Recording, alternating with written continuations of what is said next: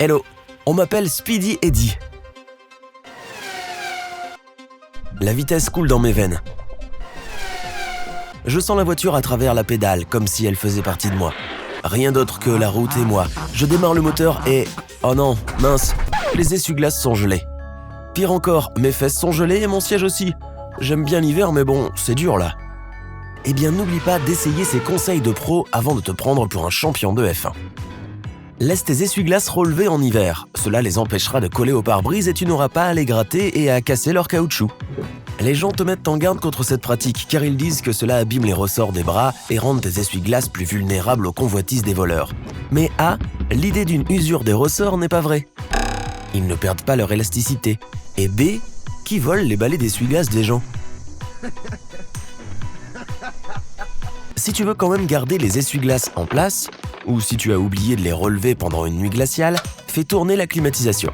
Oui, l'air froid dégivrera les fenêtres, tout comme le chauffage. Cela fonctionne parce que cela élimine l'humidité de l'air. C'est une bonne astuce pour quand ton chauffage est en panne. Ah, tu ne peux même pas monter dans la voiture pour allumer le dégivrage? En fait, ta serrure est gelée. Il suffit de mettre un peu de gel hydroalcoolique pour les mains dessus, cela fera fondre la glace.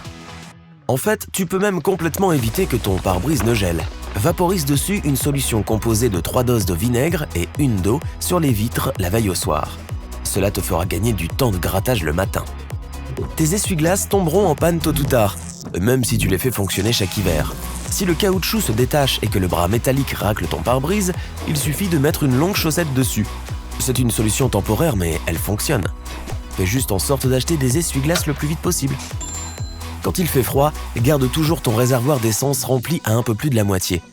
Tout l'espace vide au-dessus du carburant sera rempli d'air humide et se condensera dans ton réservoir pour devenir de l'eau quand il fera froid. L'eau est plus dense que l'essence, elle se dépense donc au fond du réservoir. S'il y en a suffisamment, elle passera par le tuyau du carburant jusqu'au moteur. Et ce n'est pas une bonne chose. Eh bien, ça fait beaucoup de conseils pour supporter le froid. Passons maintenant aux mois les plus chauds. Si ta voiture surchauffe, ouvre les fenêtres et allume le chauffage. Cela semble illogique, mais cela fera sortir la chaleur du moteur. Si tu as besoin de refroidir rapidement ta voiture quand tu es en plein été, ouvre complètement une des fenêtres avant, puis ouvre et ferme la porte plusieurs fois du côté opposé à cette fenêtre ouverte. C'est le moyen le plus rapide d'évacuer tout l'air chaud. 2 porte-gobelets ne sont pas suffisants pour tout le monde dans la voiture? Je suppose qu'il est temps de changer de voiture. Oh, ok, si tu ne peux pas te le permettre pour le moment, voici une autre option. Demande à l'un de tes passagers d'enlever sa chaussure et de l'utiliser à la place. Comme l'ouverture est réglable grâce au lacet, elle peut contenir des gobelets de n'importe quelle taille. N'oublie pas de baisser tes fenêtres pour l'odeur, hein. Berk.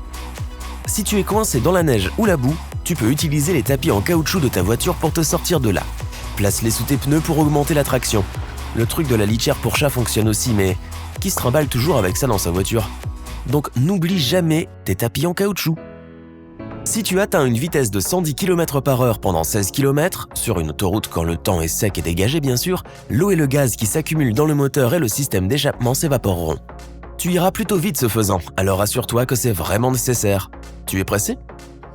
Tu as une petite égratignure sur la peinture? Il suffit d'utiliser un vernis à ongles de la même couleur que ta voiture.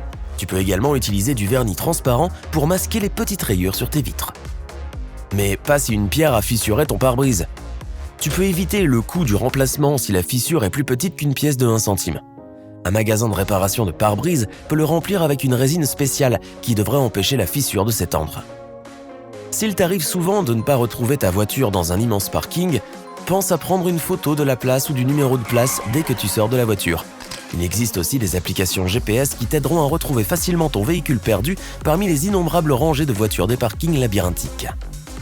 Si tu n'as pas pris de photos ou si tu as décidé de ne pas télécharger cette application, tu peux retrouver ta voiture à l'aide de ta télécommande.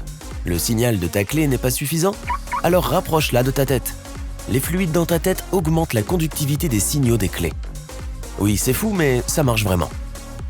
Si tu manges souvent dans ta voiture, tu sais qu'elle peut se transformer en un véritable dépotoir.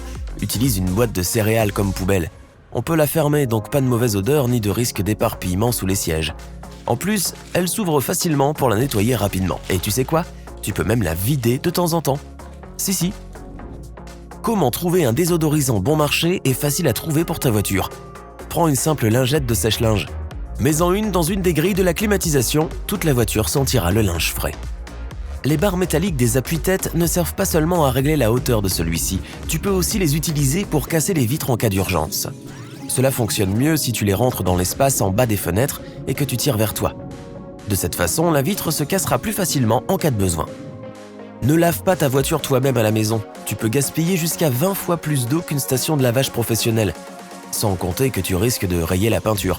En plus, franchement, tu n'obtiendras pas vraiment un meilleur résultat qu'avec un lavage professionnel. Évidemment, eux, ils ont des équipements spéciaux. Si tu veux qu'une voiture neuve dure le plus longtemps possible, ne dépasse pas une vitesse de 88 km/h ou la vitesse qui est recommandée par le constructeur. Conduis à cette vitesse pendant la période de rodage, généralement les premiers 1600 km. Ce n'est pas si facile de se débarrasser de vieux autocollants sur tes vitres ou tes pare-chocs. Voici un moyen efficace. Fais tremper un morceau de papier journal dans de l'eau chaude et pose-le sur l'autocollant pendant 10 minutes. Après cela, il partira tout seul. Le dentifrice est un produit idéal pour nettoyer les phares. Il constituera une excellente alternative aux nettoyants spéciaux qui coûtent si cher. Mets un peu de dentifrice sur un chiffon ou une brosse et frotte bien sur toute la surface des phares. Lave-les ensuite à l'eau.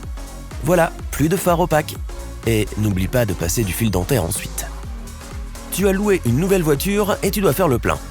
Tu t'arrêtes à la station-service et tu réalises soudain que tu n'as aucune idée de quel côté se trouve le réservoir. Jette simplement un coup d'œil au tableau de bord. Tu vois la petite flèche qui se trouve à côté de la jauge d'essence? Elle indique de quel côté de la voiture se trouve le réservoir. Si tu n'as pas de support de téléphone dans ta voiture ou si le tien ne reste plus en place, tu peux passer un élastique dans la grille de la climatisation. Insère l'élastique dans la partie supérieure et tire l'autre moitié par le bas. Mets ensuite ton téléphone dedans et tu es bon pour rouler tranquille. Si tu fixes une route droite pendant plus de 5 minutes d'affilée, cela fatiguera tes yeux. C'est peut-être la raison pour laquelle tu risques de rouler trop vite et de sous-estimer les distances de sécurité entre les voitures. Solution: vérifie les 3 rétroviseurs toutes les 3 à 5 minutes, voire plus fréquemment en fonction de la circulation autour de toi. Utilise la radio ou ta playlist préférée pour te donner une idée du temps qui passe. Lorsqu'une nouvelle chanson commence, c'est qu'il est temps de faire travailler un peu tes yeux. Tu as pris une pizza et tu rentres chez toi à toute vitesse pour la manger. Pas si vite, il y a un énorme embouteillage devant toi. Pour éviter que ta nourriture ne refroidisse, utilise tes sièges chauffants. Certes, ta pizza ne sera plus aussi chaude quand tu rentreras à la maison, mais le siège chauffant t'aidera un peu tout de même. Et si tu n'as pas de siège chauffant, eh bien, on est deux. Si tu n'as pas de support lombaire réglable dans ta voiture et que tu n'en trouves pas au magasin, fais-en un avec une serviette. Il suffit de l'enrouler et de la mettre au bas de ton dos. Tu dois remplir la petite courbe qui se trouve entre ta taille et tes hanches.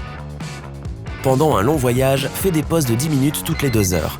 Tu dois te dégourdir les jambes. Tu ne sais pas comment faire?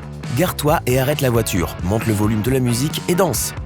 Tu te sentiras beaucoup mieux physiquement et mentalement. Et ne t'inquiète pas des regards étranges des gens. Ils penseront simplement que tu viens de finir de payer ta voiture et que c'est pour cela que tu fais la fête. Youpi! Si tu as appris quelque chose de nouveau aujourd'hui, alors mets un like à cette vidéo et partage-la avec un ami. Et voici d'autres vidéos que tu devrais apprécier. Il te suffit de cliquer à gauche ou à droite et de rester du côté sympa de la vie.